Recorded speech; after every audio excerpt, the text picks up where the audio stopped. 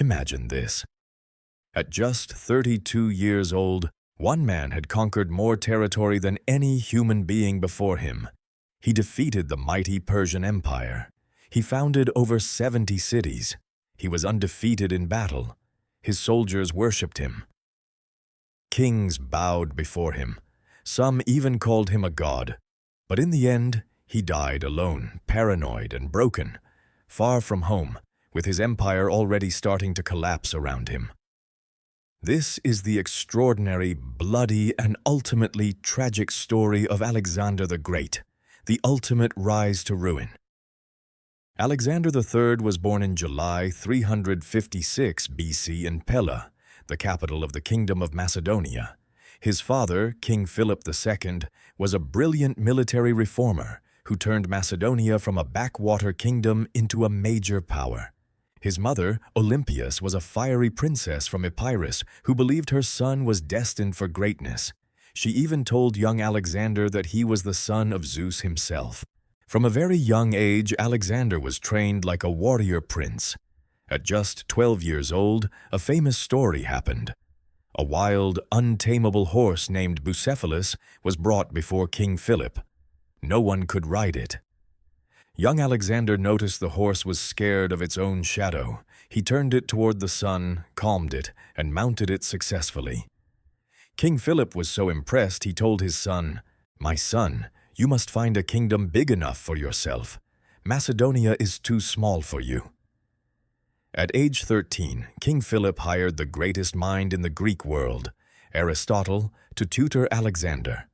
For 3 years he studied philosophy, ethics, politics, medicine, literature, and science. This education made Alexander different from most kings of his time.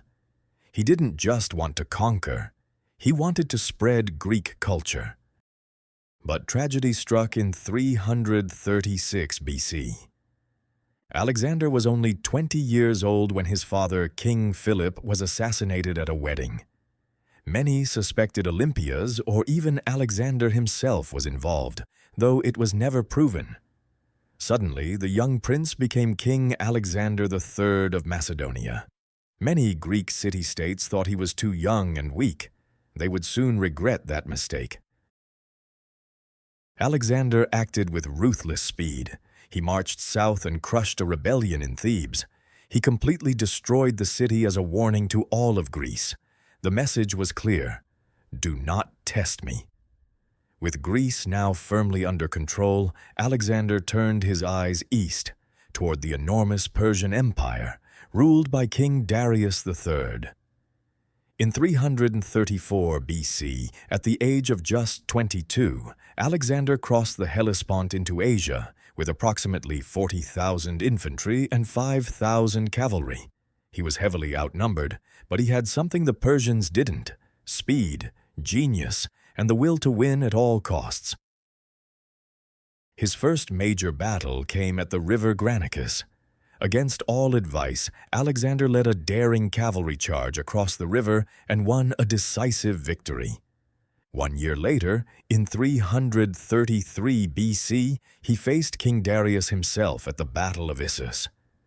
Despite being outnumbered, Alexander's tactical brilliance led to a crushing victory. Darius fled the battlefield, abandoning his mother, wife, and children. Alexander treated the Persian royal family with dignity, an act that earned him respect across the ancient world. He then marched south and laid siege to the heavily fortified island city of Tyre. After 7 long months of brutal fighting, he built a causeway to reach the island and destroyed the city. In Egypt, Alexander was welcomed as a liberator from Persian rule. The Egyptians crowned him pharaoh.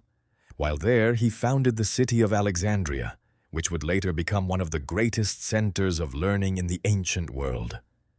In 331 BC came his greatest victory, the Battle of Gaugamela. Facing a massive Persian army, Alexander used brilliant tactics to break their lines. Darius fled once again. Alexander entered Babylon and Persepolis. He now controlled the entire Persian Empire. But he didn't stop. He pushed further east through modern-day Afghanistan and into India. At the Battle of Hydaspes in 326 BC, he defeated King Porus in one of his hardest battles. By this point, his soldiers had been campaigning for over 8 years. They were exhausted, homesick, and thousands of miles from Macedonia. At the river Beas, they finally refused to march further. Alexander was furious and reportedly sulked in his tent for days. For the first time, his own men had defied him. On the long march back, tragedy struck again. His closest companion and possibly lover, Hephaestion, died suddenly. Alexander was inconsolable. He cut his hair in mourning and began to spiral. He became increasingly paranoid, executing old friends and generals he suspected of plotting against him. In 323 BC, while in Babylon planning new campaigns, possibly against Arabia, he fell seriously ill after a night of heavy drinking. For 11 days, he suffered greatly. On June 10th or 11th, 323 BC, Alexander the Great died at the age of only 32. The cause of death remains one of history's greatest mysteries. Poison, malaria, typhoid, or even alcoholism have all been suggested. With his death, his vast empire immediately began to tear itself apart. His generals fought brutal wars against each other for 40 years. His wife Roxana and young son were eventually murdered. Almost everything he built collapsed within a generation. Alexander's story is one of the most remarkable in human history. He spread Greek language, culture, and ideas across 3 continents, creating the Hellenistic Age. His military strategies are still studied in war colleges today. Cities named after him still exist. Yet his life also serves as a powerful warning about the dangers of unlimited ambition and hubris.